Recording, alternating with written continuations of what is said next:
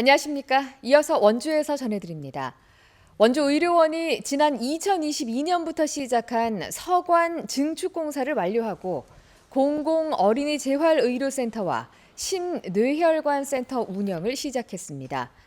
공공 어린이 재활의료센터는 발달장애, 뇌병변 등 재활치료가 필요한 아동과 청소년을 위한 전문 진료를 제공하고 심뇌혈관 센터는 급성 심근경색, 뇌졸중 등 중증 심뇌혈관 질환의 신속 대응과 전문 치료를 목표로 운영됩니다.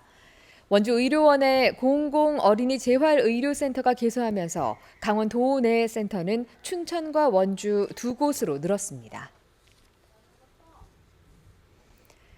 전국교직원 노동조합 강원지부가 강원도 교육청이 조합 활동을 시위로 규정해 특정 감사를 시도하고 있다며 즉각 중단을 요구했습니다. 전교조 강원지부는 지난해 학교 현장에서 신경호 교육감 면담을 요구한 것은 경찰이 혐의 없음으로 불송치 결정했다며 정당한 노조 활동이라고 주장했습니다. 이어서 감사 과정에서 교육청이 해당 활동을 불법 시위로 전제하고 질의를 이어갔다고 비판하면서 학교에 퇴거 요청이 없었는데도 있었던 것처럼 설명했다는 점을 들어 이른바 블랙리스트 의혹도 제기했습니다. 원주시가 아파트 분양권 전매를 둘러싼 불법 중개 행위에 대한 특별 단속에 나섭니다.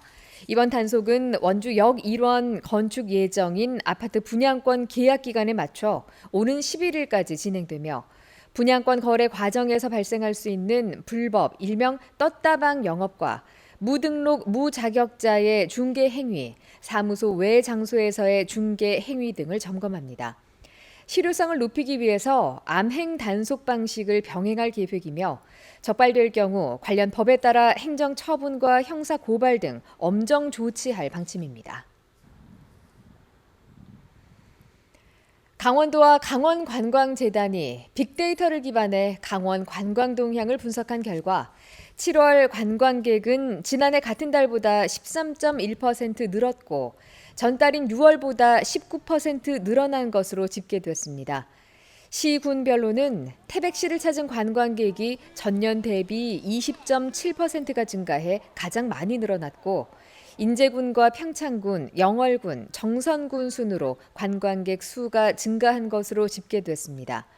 또 외국인 관광객 수가 35만 3,097명으로 지난해보다 28%가량이 늘어나며 외국인 관광객의 방문이 두드러졌습니다. 제29회 원주 양성평등대회가 오늘 원주시청 백운아트홀에서 열렸습니다.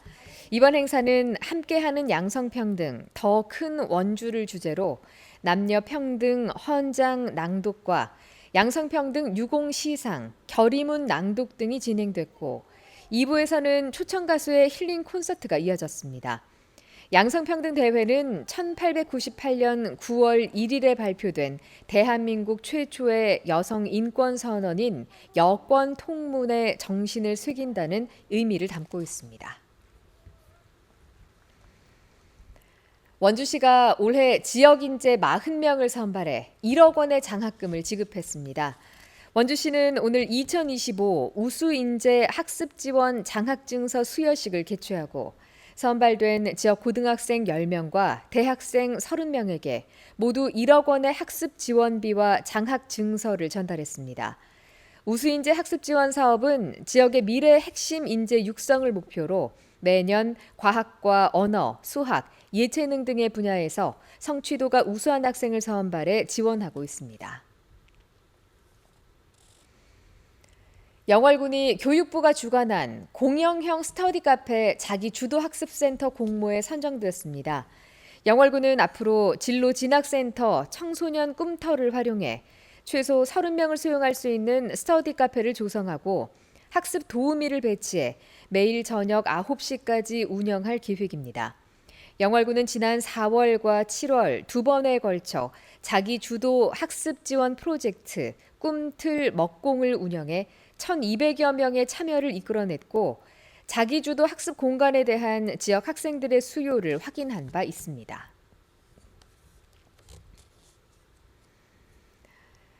지금까지 원주에서 전해드렸습니다. 고맙습니다.